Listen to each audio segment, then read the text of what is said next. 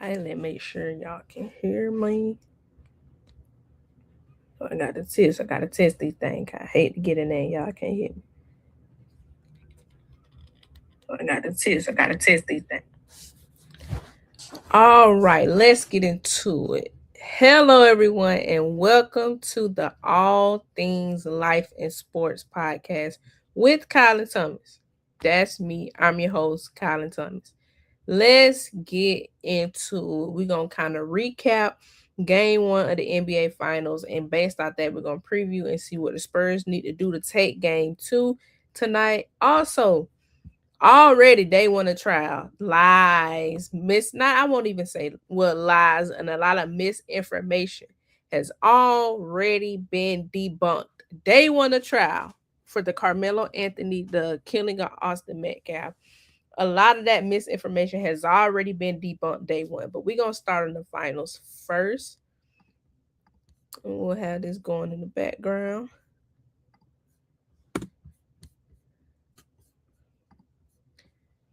NBA Finals game one, Spurs ended up taking it. Now, the Knicks ended up taking 105-95. Now, going into the third quarter, the Spurs went on like a run. They were up by like 9 or 11. But then they ended up letting Jalen Brunson they let him get going. He was like 1 for 7 at one point in the game. They let him get going in that third quarter. Now, as I stated when I previewed this, Victor Wembanyama has to take over. Victor Wembanyama has to take over. He has to be more aggressive, especially offensively. We keep talking about Tim Duncan. Some of y'all think he's already better than Tim Duncan. Tim Duncan was the Finals MVP. Finals MVP. We can check, but I like to think I don't think he went 6 for 21 in those games. If he did not consistently, Wemby's had games like this last series versus the Thunder where it's like, Wemby, you gotta. After that first game, that's 41 and 41 and like 24 rebounds. After that game, we like, oh, it's. But after that, he got in check. He was held in check.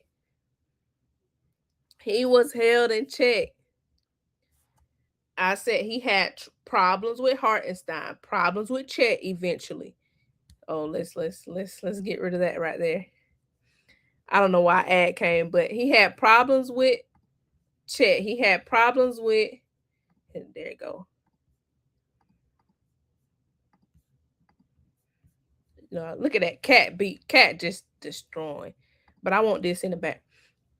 But like I said, how is he gonna be able to handle Cat, Karl Anthony Towns, Anunoby, Mitchell Robinson? Hey, Mitchell Robinson is a beast. Mitchell Robinson a beast on that glass. Offensive and defensive rebounds. Cat put Wemby to work. I said it. They are going to pull him away from the paint. The Thunder gave him that blueprint. The Thunder started pulling Wemby away from the paint, and that's when they were able to get it going. The other guys around Wemby, now the Castle didn't really have the offensive, output. Harper had moments. There was a point in time, especially in that first one, Champagnie was the shot maker. That's not gonna really. If Champagne is your shot maker, that's not good when you got Wemby. But Mitchell Robinson, he has to deal with Mitchell Robinson, Karl Anthony Towns, Anunoby. They got so many big bodies they can throw at him. And Karl and Cat, I said Karl, I'm gonna call him Cat. I'm gonna call him by his nickname. I mean, he put Wemby to work, pulling him away from the basket, taking him to the basket, the physicality.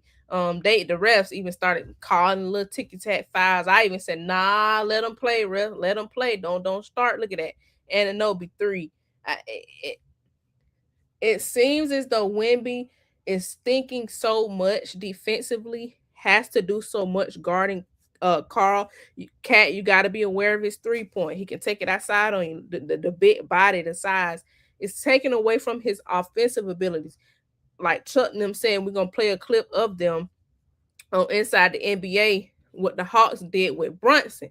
Put him in a pick and roll, make him defend. That way they tied a little more tied on the offensive end.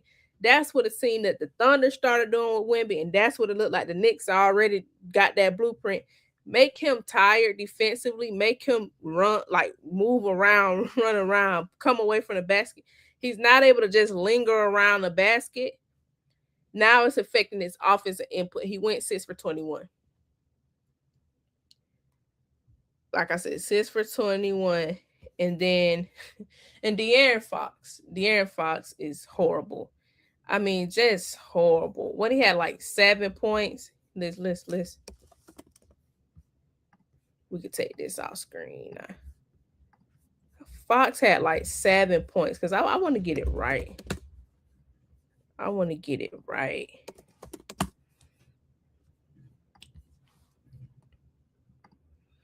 I mean, he'll just run around, just cardio.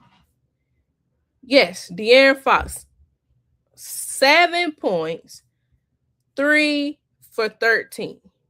7 points, 3 for 13. So much sorry that his own teammate Dylan Harper reposted. It was this video, this funny video, dude comparing De'Aaron Fox to James Harden, how he got a James Harden stat line. Dylan Harper reposted that on his TikTok. He went and took the repost off. But you can clearly see people got screenshots. They screenshotted the repost on his page. He went and took it out. But we're gonna play. It's like 10 seconds. We're gonna play it because it's funny. I mean, De'Aaron Fox, he was that horrible. He was that horrible. And these niggas be garbage. You can catch me at the 3, but I swear they can't guard me. And I shoot like James Harden, but I got tapes the Harden, and the Harden. And these niggas be garbage. You can catch me at the 3, but I swear they can't guard me. And I shoot like James Harden, but I got. So that was the, I ended up exiting it out, but I meant to stop it and show the 3 for 13. James Harden also had the 3 for 13. At least Harden had 10 points. Fox had 7. At least Harden got double digits. But yeah, De'Aaron Fox, he just doing cardio at this point. He got to be better. Like I said, Karl-Anthony Towns just working Wemby. I said it's Cat is gonna be the Cat is gonna be the factor of this series because how hard can he make Wembanyama work? How hard can he make Wembanyama work? And Cat was being aggressive. If Cat continues to play like that, I'm interested to see how it will affect Wemby on the offensive end, if it will continue to affect Wemby on the offensive end, or if they'll get things, figured out. But yeah. Then Keldon Johnson, where is he at? And was he in the 6th man of the year? Wasn't Kelvin Johnson the 6th man of the year? Where he been at? He ain't showed up about the whole playoffs. But I want to play this interview of Cat. Let's see.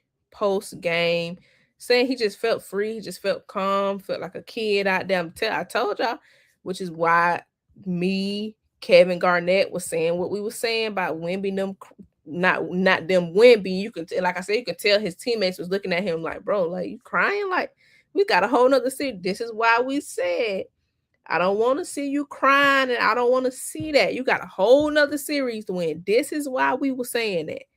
But here is his Cat's interview post game after his contributions. To be honest with y'all, I don't want to sound sugarcoating or anything like that, but Shaq, you would know what I'm saying. I don't know what it was, but I just felt a calm and a peace that I don't know had to be come from the woman above. So I felt really confident about today. I felt good. Um, I felt like a kid. It felt like it was just fun out here. This is something that as a kid you always dream about.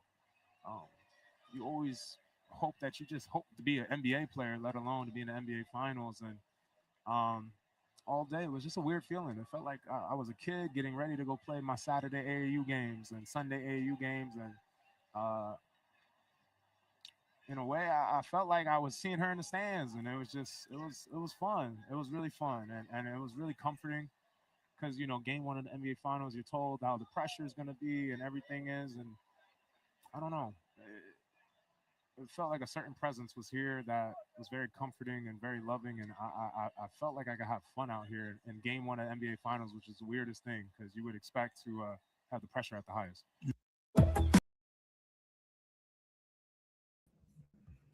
So that was Cat post game talking about kind of how he went into the game, why he was able to play so freely. This is why I said what I said, and Kevin Garnett said what I, and this is why I showed the Knicks' demeanor and how their lack of celebration after beating the Cavaliers. This is why I showed that in the last video I did, because that matters, guys. They was calm, cool, collected. The Spurs, no, Wemby cheered and celebrated like he had already won the doggone finals. The Spurs maneuvered like job's not finished. Like Kobe Bryant said, job's not finished. Thanks so much for the fire emojis. And then this last, not last, but I want to play Chuck and Shaq talking about this because it echoes everything I've been saying. The same stuff I've been saying back in the Thunder series. It echoes the same thing about Wemby has to be more aggressive. If Cat gonna be aggressive like he was last night, Wemby, if you don't tighten up, if we could potentially see a Knicks sweep. I told y'all coming in, everybody, whoever come out the West, gonna beat the Knicks. It's gonna be an easy. They had an easy run. I said, okay, okay. But here is Chuck and Shaq pretty much saying the same things I've been saying going back to the Thunder series when it comes to Wemby. Let's see. Listen. I understand what all the gimmicks that you're talking about, but my big man can't go 6 for 21. Yeah, you're right. He didn't have a good game. How about that? But like I say, before we start listen, doing gimmicks, listen, big guy got to play a whole lot better. he's got to play better. But the Knicks didn't play good either. Now I understand the that. Knicks didn't play good. It's all about all matchups are all about individual matchups. Like I say, if and Ernie said it, if Big Cat's playing that aggressive, this is gonna be a long ass series for the Spurs because his ability to shoot the three or a short one. Or a short one. All right, Chuck, good question. Big Cat playing aggressive, Big Wemby playing aggressive. Who comes out better? Cat. Because you sure about that? Yeah, because Wemby's not an aggressive player. Shaq, one of your biggest problems is he's aggressive at times. At times. One of your biggest problems is, as much as I love you, you always put your brain in other people. Everybody's not aggressive. Like, you can't. Now, let me tell you something. When he played aggressive last year, he had 42 points. He did. One game. Okay, so he only had 21 in game 7. He ain't like you. Now, listen. First of all, if he had your damn brain, we'd have to. We're like, no, he can't play with us. We'd have to make. We'd like, yeah, he gonna play in their own league by himself. We're gonna start a new league. Like, you think everybody has your personality? Wemby's a nice kid. Yeah, he can be aggressive at times, but he ain't that guy who gets to the gym and says, I'm gonna take everybody's lunch money every day. He needs to get going and going and going. Like you, but neither is Cat on a nightly basis. So kind of the same things I've been saying going back to the Thunder series when it comes to Wemby and his aggressiveness. And like Shaq said, when he shows that, because he tried to say it like, I mean, when he did at the time he got 40. Yeah, one game, Shaq, that's what we're saying. That one game, game 1 of that series, after they figured him out, where has that been? I'll give the game where he hit the half court shot. But we need that 41 point, 24 rebound Wemby every single night. Now, granted, to expect him to get 41 every night, but it's the tenacity. It was the grit. It was the, if you go back and watch that game, he was getting to the paint. You could not stop him offensively or defensively. I want to say it was the T-Wolves series where he had like something over 10 blocks. And then that next game, he came out. He wasn't even worried about all the blocks. He came out worried about dominating offensively. That's my whole thing with Wembanyama. Can we get that same mindset you had that 41-point game? We need that every night. And I said he's going to have that every night against this Knicks team. Some of y'all thought it was just going to be this easy run. So I'm telling you, it's not going to be as easy as what folk think. And if Cat gonna come out aggressive like that, Wimby definitely has to display that. But then the last clip on the finals, and then we're gonna kind of get into this Carmelo Anthony trial. Um, I want to kind of touch on because Jalen Brunson a little bit because, like I said, he was like 1 for 7 at one point in that series, and then like that third quarter, he got going and he couldn't stop. I told y'all, uh, Brunson is not Shea. Brunson not passive. He not worrying about passing off to his teammates. He ain't worried about none of that. Brunson is a dog. Did y'all not see that 22-point comeback? Y'all ain't see that? The Spurs, y'all wasn't ready. Was y'all just not ready? I'm telling you, come play around with Jalen Brunson like you think you can with Shea, and your butt gonna be out of here in 4 games. Now I had Spurs in 6. They better tighten up. They gotta win tonight. But last clip on this, Stefan Castle actually talked about somebody who asked him what the difference is in guarding Brunson versus Shea. And then we're gonna play what he said.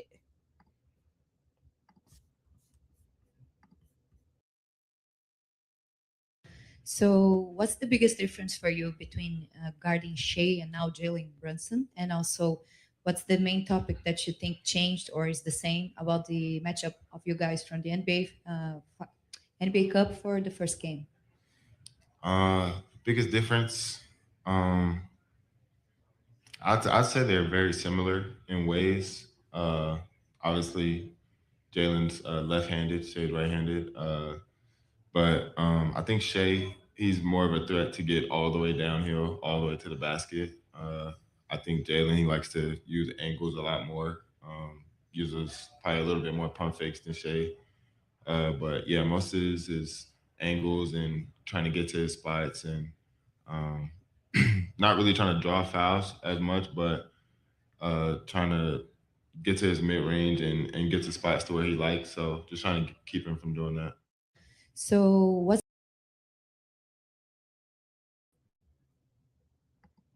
So that was Stefan Castle talking about Brunson. Like he said, he ain't worried about foul baiting or none of that. He's getting to his shot. Hey, Brunson lethal in that mid range. When he get close to the basket, is you done for donezo. But so tonight I need to see 41.24 rebound Wimby. And some I ain't putting no money on it. I'm glad because I'll be more mad than what I am. But tonight I need to see 41.24 rebound Wimby. Not even give me the 41, but I need that mindset. That's what I need to see tonight. Game 2 in San Antonio. But that concludes the NBA Finals talk. We about to get into a more live topic. So for those watching, for those gonna watch after the fact, forewarn y'all, I'm about to get into the Carmelo Anthony trial. So if you don't really care about, it's not politics. People make it politics, and that's the problem. It's just right is right or wrong is wrong. Looking at the facts, the evidence of the case, we just laying all that out. Stuff has been debunked based on what people have said before this trial. Day one already debunked a lot of that. So if you're not really into this or you just want to hear sport, I'm just forewarning anybody that's gonna watch and get to this point. We're about to talk about the trial. So if you don't too much care about that, just letting you know what I'm gonna be talking about. They set y'all up with this footage. They set y'all up with the surveillance footage, the Tiffany Billions, the spokespeople for the family saying the footage is clear. It's gonna show Ford boys jumping him. It's gonna show the stab. It's gonna. They said all we was gonna see. Oh yeah, the way they made it seem and what they said they saw. I'm not gonna play a clip of Tariq Nasheed sharing a video of a man at the courthouse outside, um, saying what he was able to see the video and what he saw. They all said that just for testimony, and let's pull it. Just for testimony on the video, this is the defense now. This is the defense cross this is their cross. Let me see. I shared the wrong one because I want y'all to see. And these are people I follow that's on the ground at the courthouse. Different Sarah Fields, Savannah Hernandez, Court TV. Dang, what's that lady name? It's another lady I got on here. I got my post notice on for her. This might be it. Here we go. They said all that was gonna be shown on the video. Just for his own cross, his defense attorney, Toby Shook, questioned the video expert on the cross examination. He says, commenting on how unclear the video of the incident was. Now, mind you, Sarah Fields was reporting on this. Her and the Tiffany Billions lady was going back and forth. Tiffany and, like I said, spokespeople for the family, the NG Action, some uh uh organization was trying to say that it was going to show him being jumped and all that. So Melo's own attorney, the video is unclear, like most people are reporting that's inside you couldn't really see anything in that video. And then the expert even enhanced it, zoomed in, and was able to place a spotlight on Anthony. The attorney asks, "You really can't tell what people are doing under the tent, can you?" The witness said, "No, sir. There's really no way to determine when an argument starts or stops, can you?" He said, "No. You wouldn't be able to tell the jury there's an argument. Can you say just off that video that you see an argument?" He said, "No." Hmm.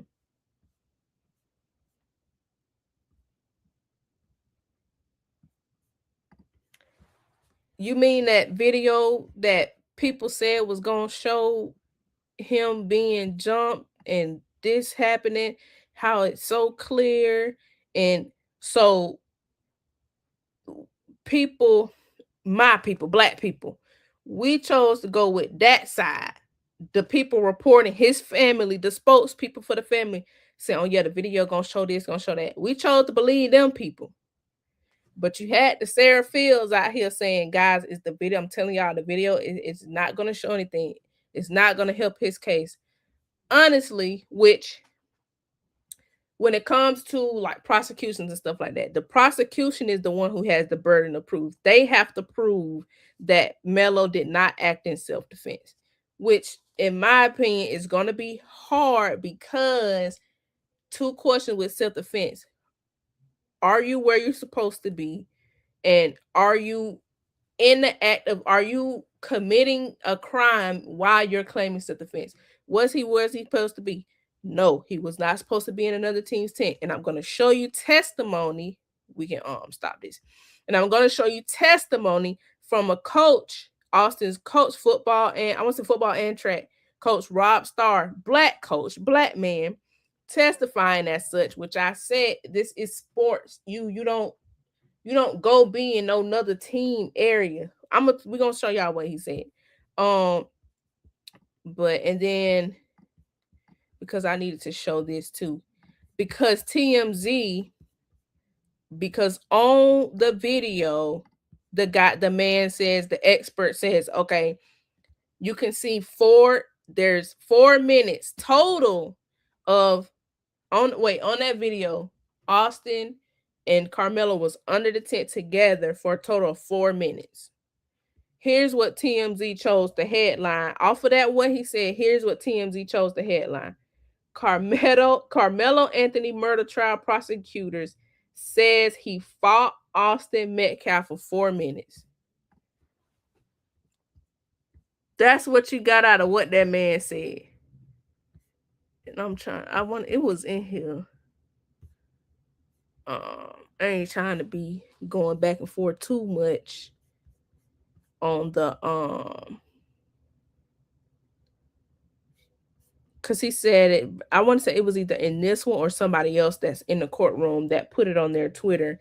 He testified that they were under the tent together for a total of 4 minutes, just them two under the tent at the same time, no fighting or nothing like that. But just them both under for 4 minutes. They chose to headline it like that. I'm telling y'all, they trying to get us riled up because you headline something like this saying that 4 people, he fought Austin Metcalf for 4 minutes. He was jumped by 4 boys. You continue to run with that narrative, and he somehow if he's found guilty, and all black people see is stuff like that, and y'all not watching the trial or following the trial yourself or seeing the evidence for yourself, you're gonna be pissed off. But if you look at the evidence and follow people that's in the courtroom, you will know that they wouldn't fight for 4 minutes. You would know that there's no video to show, no post, no stabbing, no. They did say you can see Karmelo running away through the night. You can see like a figure running based on what he had, the gray sweat. But that's my only problem. Like, they're making it racial. The Tariq Nasheeds and the people like that making it racial, running with misinformation that you know not true, but they do it and they know it's not true, but they do it because they know it's gonna rile y'all up. They know we ain't gonna look and get the information for ourselves. But here is when they said he fought Metcalf for 4 minutes. The JD Miles man, who one of the people in the courtroom who I said I'm following the trial for, he says, I was in the courtroom today and this is inaccurate. The physical confrontation only lasted seconds, and the video showed 2 shoves from unidentified figures behind others under a tent. Karmelo Anthony ran out of the back of the tent immediately after. It only lasted seconds, and students quickly exited the tent. Like, go look at the testimony and all that for yourselves. Go find y'all some people, like I said, the JD Miles, Sarah Fields, Queen Sheba. That's a black lady covering the trial. I'm trying to look at both sides of people covering. I'm trying to look at both sides. Cause they just putting out, they taking notes, they putting what they can and what their person said. Queen Sheba Queen, Sarah Fields, Savannah Hernandez. She's more so from what I'm seeing. We're gonna play these clips at the end, and this some of my people. Like, we have to be better. Like, we have to be better about what I'm gonna play at the end. It's Savannah Hernandez though is more so interviewing people on the grounds outside, like, hey, the protesters, you're just trying to interview, see, why you out here, what's your, expectations. But here's another thing. Well, let's play this because everything in this video debunked, which I don't even know why. This is what I'm telling y'all. I don't even know why a guy like Tariq Nasheed, with the following he has, would share a video like this knowing it's false. And he shared it last night right after testimony. You can go find the testimony yourself. You still choose to show a video like this to make black people mad, to rile people up. But we're going to play it. And I'm kind of glad I went on ahead and showed y'all the testimony. So when y'all listen, y'all can say, oh, that was already debunked. But yeah, let's go ahead and play this. The video on 2 hours. Was it clear enough or was it fuzzy or what? No, it was clear. It's clear enough where you can see the actual individual raindrops come by the camera. Okay. That's how clear it is. You actually see them walking up. You see that Karmelo is already up under there. He's under there minding his business. Dodging the rain, or yeah, it was still rain. Right. Came from there. I'm from Little Rock. So that day we were under a tornado watch. Right. And we were under thunderstorm warning, and we know we had already had some light rain then, and it started raining again. Then it was over with. Okay. So that's kind of what happened on that day. But they were at a rain delay already. And so during that time when that happened, the twins, their 2 buddies, and a few other kids, because there was a few kids involved with them, they were all coming from the direction of the middle school, coming walking back up. Right. On the video, you can see those 4 that actually was involved, and maybe about 3 or 4 others that was with them, skipping up, trying to catch up behind. One veered off probably toward his way to go to the coach and kind of distract him a little bit. And then the other 4 came walking together. One went in front of them, went past. Right. The other 4 went and they surrounded Karmelo. If you're Karmelo, and they showed that on that video. It's on the video. Okay, come on. You can see them walk. I'm gonna say little stuff. I'll put it this way. Okay. They actually tell you when you're watching the video, pay attention to this corner right here, because if you look anywhere else, you might miss different things. Okay. So watch those 4. Here they're 4 right there coming up. Right. That's exactly what they say. Okay. And so you have no way to be confused that it's those 4. Okay. So they come up, they surround them, and this immediate moment of not even a few seconds of pause, then that's when they jump.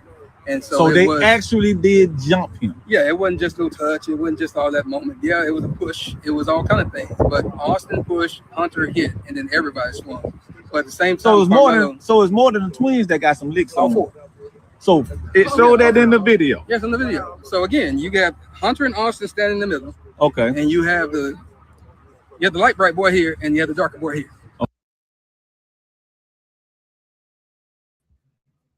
Just absolute. And mind you, I had not watched that video in its entirety. I just watched it in its entirety with y'all. I saw the first part. I didn't know he was also the one going in saying that the jumping. Now we just saw testimony. We just saw Karmelo Anthony's own attorneys say nothing could be seen on that video. That video is not clear. So what video that man right there got access to for everything just so clear where he can see raindrops falling past the camera? What video you got access to that the lawyers don't have access to where everything is just so clear? Then he said somebody go up to a coach to distract the coach. The coach went near, and he's going to testify to that. The coach was going to get a crock pot because they were over the meet. Their school was hosting the meet, so they had to make sure food, snacks, and all that was together. And then we're gonna play because let's pull up that testimony. Okay. All right. We're going to pull this up because I said this as well. Just from me knowing sports and how this works, I figured that this is what happened. Now, I said for Austin Metcalf to have that this feel like he need to be the one to make sure Karmelo is outside of that tent.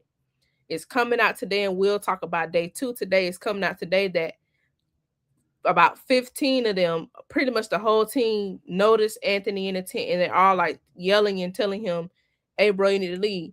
As if I'm on the soccer team. I play soccer. My team huddling, or we on the bench, or something like that, and I see this person who don't belong on the bench trying to listen, we all gonna say, "Hey, who is you? You need to go." But they said Karmelo started to get angry, like, who is y'all to tell me to leave this tent? Like, typical teenage stuff. You ain't no adult, so I'm not gonna listen to you. But according to this, and we're gonna get into it, the coach told Austin and his brother, text them and said, "I need y'all to step up. I need y'all to help out. We have to host this event. This coach gonna be pulled here. That coach gonna be pulled here. That coach gonna be pulled here. So we need y'all to make sure ain't nobody in our tent. We need y'all to set up the tents. We need y'all to make sure the tent is squared away." Which is what I said. Mind you, the coach knew Austin from football, had known him for at least a year. I said Austin plays linebacker, and typically when you're a linebacker, you're the leader of the defense, which in turn you're a leader. He was a senior. I like to think he was a captain, leader of the team. That's his mindset. So then it comes out, according to Coach Rob Starr's black man's testimony, he says Memorial head track said that the Memorial was the whole school for the track meet. He added that the team would be down certain coaches because of the responsibilities that come with being hosted. Due to that, he enlisted some, and then, hold on real quick, in that video, and then Buddy said Hunter was involved. Testimonies from the court, Hunter was not involved. Hunter wasn't even near the interaction. That's come out too. That's why I said, what video did he have access to that nobody else got access to? Saying the throwers are usually in charge of setting up the tents. Also because typically the throwers gonna be the strongest ones on the team. Starr said he sent a text to Austin Metcalf that day that he needed to step up and help. Coach, this was another lie. It was a rain delay. He wanted to sit on that tent because it was a rain delay. Coach said there was never a rain delay that day, and Memorial athletes were mostly under the tent. though some other schools' athletes went back to their buses. So how come everybody else went back to theirs, but Carmelo decided to sit under their tent by their tent? I told y'all the last video I did before the trial when they was in jury selection, I said it was something within Austin. It was some type of leadership thing or something for him to feel like he need to be the one to make sure Carmelo leaves this tent. And it turns out, yes, the coach asked him, step up, y'all take care of this tent. It's track people belongings in here, snacks, cleats, all that different type of stuff in here. And then we're gonna get into because he said it too, it is not normal. He was talking about it's not normal for people to be under your tent. Like if you're not a part of the school or if you're not, he said it's sports culture, track culture, you do not go under other people's tent. That's just how this works. He said it's like football. If somebody comes to our bench, you're gonna tell them to leave. Your tent is like your state, like your home, like your other people don't just come in your tent like that. And if they do, you ask them to leave. And most of the time they'll leave. But some reason that day, Carmelo he didn't want to leave. I'm trying to find that because he said it.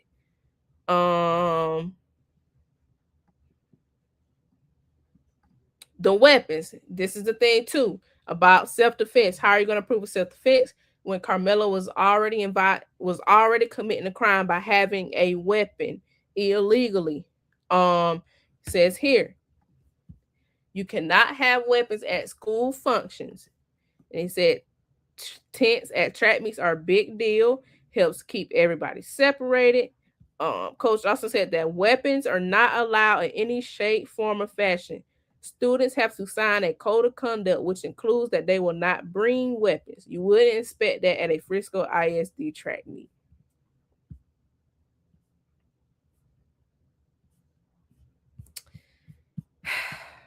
So he had a weapon illegally. So he was already in the act. He was already committing a crime and claiming self-defense. He was already committing a crime and having a weapon. No other person under that tent had a weapon. He was not getting jumped. No video shows him getting jumped. No witness testimony says he was getting jumped. It said it was Austin and Carmelo. Carmelo being the provoker. It's funny how y'all say the Childs was provokers, but somehow in this situation, Carmelo is not a provoker. That's not here nor there. That was that testimony. Let's see. I kind of already just gave y'all that on Sarah talking about the video, how she's been saying for a while that the video was not going to show anything. It's hard to watch. But I want to show these last little clips to kind of show the outside of the courthouse, how people are acting outside. And it's sad. It's really sad because I got some Jake Lane video, white man. I got some, he's just as bad. He's just as horrible too. We're gonna play a couple of these and then listen. Just listen. I'm gonna go in succession, one, then we'll recap. Face on camera. We kill crackers. Where I come from, we kill them. And if I ever see you outside of Texas, you gonna have a problem. Yup. I'm gonna wrap you up in that flag and I'm gonna set it on fire. I like the smell of burning flesh, don't you? Don't you? Don't you? See, the time of you having fear on us is over, cracker. It's over, cracker. We ain't scared of you. We gonna do some Nat Turner shit on you, motherfuckers.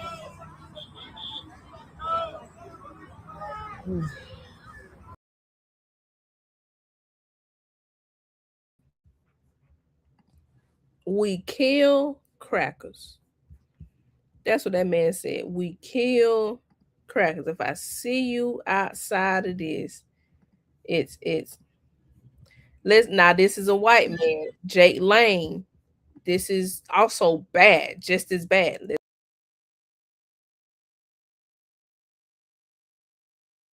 This young man's life. Your time is over. Your time is over. Beautiful young man. Your time is over. Animals. Your time is over. Your time is over. Your time is over. White people are being hunted down and murdered. Your time is over. Your time is over. Your time is over. Your time is over. The black house.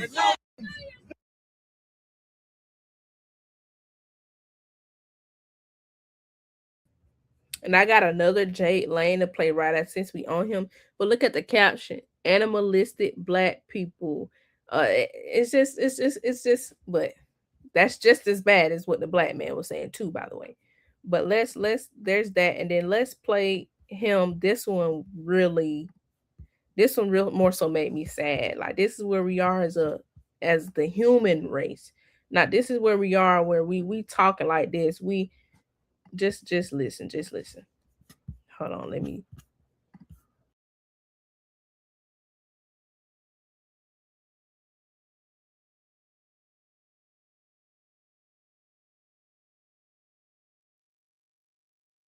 Kill Karmelo Anthony. Kill Karmelo Anthony. Kill Karmelo Anthony. That's not a threat. That's not a threat.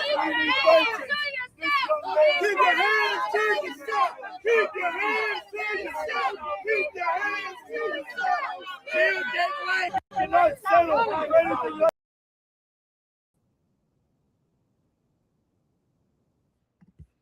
I mean, that's crazy. Like, you have your right to protest. But if you see the black folk, which is reported, a lot of them are Black Panthers, why go to their area and agitate them?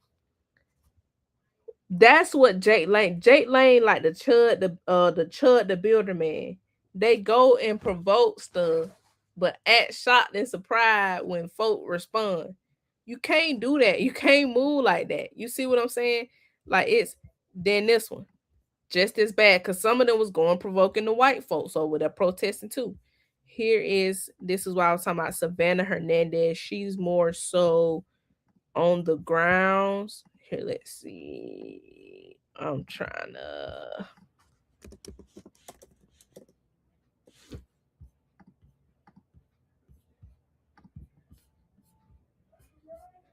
Okay, then we got this one next. All right, this is just as bad. I mean, this.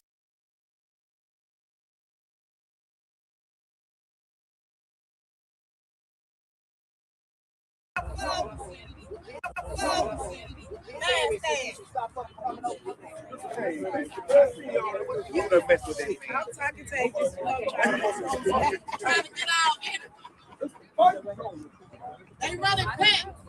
So they pushing up Daisy. Bitch ass. What you gonna do? Pushing up Daisy. Bitch ass.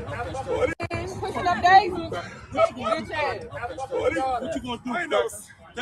Pushing up Daisy. Bitch ass. Pushing up Daisy. Bitch ass. What you gonna do?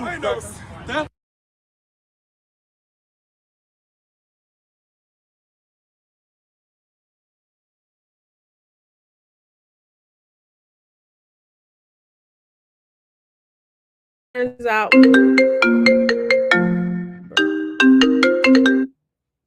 get interruption during the podcast. But then you had the other man, which turns out is Jacob Blake Sr.'s Jacob Blake's dad. So sorry, but it tracks. And then we're gonna finish off with this. This is like 3 minutes. We might not watch the whole thing, but this is where I'm at with my people. This more so where I'm at with my people. What this lady say is where the conflict where I'm at, like where the conflict with me and my people is. I'm gonna look at the facts, the evidence, and go from there. Whereas more so them gonna think like this black lady like this. And this is the problem with our society. Here is this last clip I'm gonna play y'all. We might not watch the whole thing, we'll see. But life when he stabbed and killed Austin Metcalf. Do you think that the black community will accept that? If evidence does come out that Carmelo was not in fact fighting for his life when he stabbed and killed Austin Metcalf, do you think that the black community will accept that? If evidence shows that he did not, no, we're gonna stand by ours regardless. They stand by theirs. We're gonna stand by ours regardless. I'm a mother first. I'm a black mother. Let me put that on there. I'm an African American mother. So I have to put away my color first and step into the motherhood. Nobody wants to see their child slain. So I do want to send prayers to Austin Metcalf, their family. But at the end of the day, I got to think like, okay, what did you do to them, or whatever, to cause this to happen? The reaction. We got to start taking accountability for our kids. Because then again, if my kid, that's why it's a catch-22. If my kid was Carmelo and I feel like his back was up against the wall, well, I'm gonna tell you straight up, better mine than yours. Better mine than yours. So either way it go, everybody loses. A black boy allegedly murdered, and I say allegedly, heavy on the allegedly murdered somebody. You see what I'm saying? So yeah, this is about race. Because if the shoe was on the other foot, they wouldn't give a damn. Who wouldn't give a damn? The let me say this. Let's say the community. So like if Carmelo Anthony was the one stabbed and killed by Austin Metcalf, they wouldn't give a damn. I come out here every Thursday and we pray for people going to court because we know this is the final frontier of racism and it's legalized here. It was announced yesterday that there's no black jurors that were chosen. What are your thoughts on that? That's why we need God. That's why we need God, and that's why he's going to show who's in control.